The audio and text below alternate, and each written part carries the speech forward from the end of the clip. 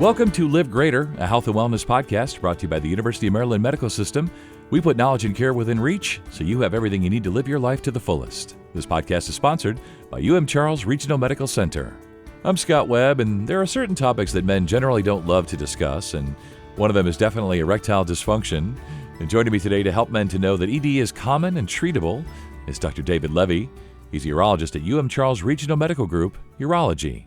So, Doctor, thanks so much for your time today. As I was thinking about our conversation, I was making a little list of the things that men generally don't love to talk about. And no matter how hard I tried, ED or erectile dysfunction just was always at the top of my list. So as we get rolling here, what is or what causes erectile dysfunction? What you say is quite true. It's oftentimes men are reluctant to get into that, but the most common things that really impact on erectile dysfunction in our society are some of the most common prevalent things that we see throughout, and that's high blood pressure, heart disease, diabetes. And, as society has evolved over time in dietary patterns, diabesity, the epidemic of diabetes and overweight, just parlay into numerous health risk factors. But the most common things for erectile dysfunction are really diabetes, blood pressure, and cardiovascular disease. And that really permeates throughout the population. So we start seeing this in guys in their early 50s. We have about 29% incidence of men aged 50 to 59 that have erectile dysfunction. And what erectile dysfunction really means is an erection that is not suitable for satisfaction in terms of function. So there are varying degrees of that. You can get varying levels of an erection in terms of increased blood flow with rigidity sufficient for penetration or without rigidity. And the varying degrees of satisfaction are different for men depending on what their needs are. So in men in their early 50s, again, almost about a third of the population has some form of erectile dysfunction. It may not be complete lack of function, but it may be dissatisfaction with how well they perform. And we do see them in the office, not uncommonly. And when guys get into their 60 to 69 years age bracket, it's over 40% of patients. Overall, across the country, it's north of 20 million men that are affected with this. So you say nearly 30%, a third of the population, and I didn't even realize that it was that high. And sounds to me like when you're treating erectile dysfunction, treating ED, really what you need to do is treat the underlying causes or underlying risk factors. Am I hearing that right? So that's part of it, because it's not infrequent that someone comes in with the complaints that they're having difficulties and you can't find a reason. Why is that? Well, the guy comes in, he's healthy otherwise, he's working a regular job, he may be anything from an engineer to a lawyer to a construction worker, it doesn't matter. But they may not have any health risk factors at all. Well, why is that an issue? Because there are a multitude of things that go into this phenomenon that creates an erection for function. You have to have increased blood flow. You have to have the right psychological frame of mind. It has to be in the right environment. So there are numerous factors aside from diabetes or high blood pressure or heart disease in one fashion or another that impact on erectile dysfunction. Psychological factors play a massive role in this. So guys can come in perfectly healthy, normal blood tests, normal testosterone levels, no smoking history, no diabetes, but they are having significant issues. Well, stress factors, how the kids are doing in school, what the financial situation is, what the job-related stress is, what the relationship stress factors are. Any of those things can have ramifications in terms of erectile dysfunction. So while you can put your finger on, okay, this is a cause and this is a cause and this is a cause, a lot of times we don't have any identifiable factor that we can actually correct in the medical office. I wanted to ask you, too, along those lines, we're sort of digging down deep here to really get to some things. I'm sure there's a great deal of depression in men who are suffering from ED, and maybe they put off speaking to their primary because it's a difficult subject, right? Or they put off seeing a specialist like yourself. So maybe you can talk a little bit about that sometimes what we think something is, there are other ramifications, right? So there may be psychological reasons why men are suffering from ED. And then if they are suffering from ED, that may bring on some depression. Maybe you can sort of tackle that for us. Without question, that happens. And also, an extension of that is the stress that can come on in a relationship from something like this, because the guy may not have any idea of what's going on, why he's having a problem, and then the partner can interpret it as it's their fault and there's a problem with them in the relationship. And this can cause all kinds of issues.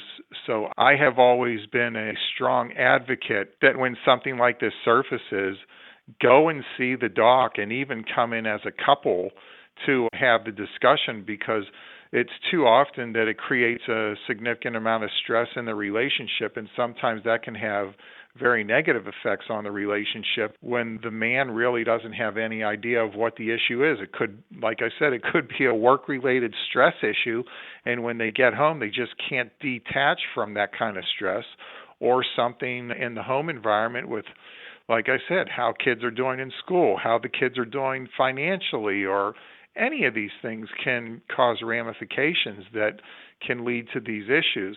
So depression, definitely you see it.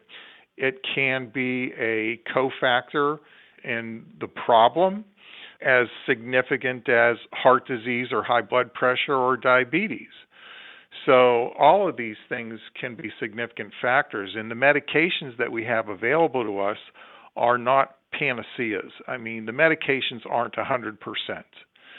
Cialis and Levitra and Viagra and these oral medications that are out there, and they can buy them on the internet. Sometimes you don't know what you're getting, but oftentimes you can find the medications on the internet.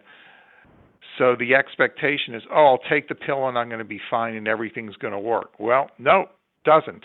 So you take the pill and it may work 6 or 7 out of 10 times you take it, but 3 or 4 times out of 10 that you take the pill, it's not going to work. So they're not 100%.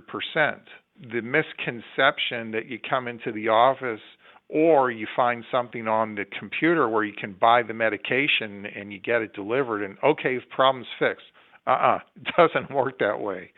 And I see a lot of people who come in having gone through that kind of experience, and they come in and they said, I took the pills and, they didn't do anything. Well, it happens, Right.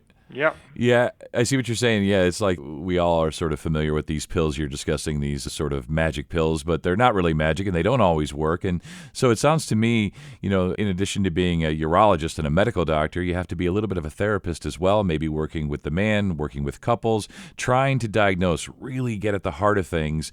So when we think about the treatment options, or whether it's really a situation where ED can really be cured, is it more managing it? Is the goal always to cure? There's a lot to unpack there. Maybe you can help us do that. I really don't think there's going to be a cure. So I think managing it, you kind of hit the nail on the head there. So what the problem is here is, for everything to work, you have to have increased blood flow that creates pressure, that shuts off valves that drain the blood out. Okay, so you have to have blood flow in, creates pressure, shuts the valves, traps the blood in there, and then you can function. And at the appropriate time, the valves open up and the blood drains out. That's how the medication, that's how the pills work. You take the pill, or you can give yourself a shot, which is enormously effective. It's about 99%. You give yourself a shot in the side of the penis with a really tiny needle. 8 minutes later, the medication works. 99% of the guys, you're ready to go. So what happens is the medication causes a dramatic increase in blood flow, which creates pressure, which shuts the valves, and the blood is trapped in there, so you get good function. And then the medication wears off, the valves open up, the pressure is relieved, the blood drains out, and you're back to a normal state, right? So there are a number of things that have to go right for all of that to work. And regardless of the pills, it doesn't always work out that way. And like I said, it's about 6 or 7 out of 10 times you have success with the pills. With the shot, it's about 99%. So both parties kind of have to be in on this in terms of dealing with it for the most part when there's a relationship and this is causing issues in the relationship. So I oftentimes would prefer to talk to both people in the relationship so everybody's on the same page and there's no pointing fingers and it's my fault, it's your fault. And I think that really helps relieve a lot of the stress out of the relationship that the relationship takes on stress. It's very difficult to avoid that. So I think there's great benefit in both people in the relationship being involved with managing this. Yeah, that doesn't seem like the appropriate word, just managing it. And it's an interesting thing, medicine. So your job is to treat the thing. So in this case, we're talking about ED, right? Treating that, but in treating that and diagnosing it and working with the man, working with couples, you could bring back a relationship that's suffering. You could help a man or a couple with depression related to ED. It's a lot on your plate, doctor. It's 100% accurate. Yeah. I think the end game here is to get this conversation going, get men to reach out, get them to speak up, get them to see someone like yourself. So as we wrap up here, when we think about ED, what would be your final thoughts and takeaways, whether it's encouraging men to speak up or how relatively easy it can be managed? I'll leave it to you in your words. Put a period at the end of the sentence, doctor. Yeah, absolutely. When this kind of thing surfaces for an individual, the best thing to do is, pick up the phone and make an appointment with somebody who's going to be adept at helping you out with this, because there are too many ramifications down the road that this can parlay into that can have really negative effects on relationships going forward. And it's something that should be addressed, and there are good treatment options that are very effective. And I think not only the benefit in terms of physically for performance, but the benefit psychologically, you can't understate what that's going to be for people to be happy and be at peace going forward in their relationships and in their daily life. Doctor, thanks so much for your time. You stay well. Thanks very much. This episode is sponsored by Charles Regional Medical Center, dedicated to offering acute health care and preventative services to generations of families in Charles County and surrounding communities. Charles Regional Medical Center, providing excellent care in Southern Maryland for over 80 years. And find more shows like this one at umms.org/podcast. And thank you for listening to Live Greater, a health and wellness podcast brought to you by the University of Maryland Medical System. We look forward to you joining us again.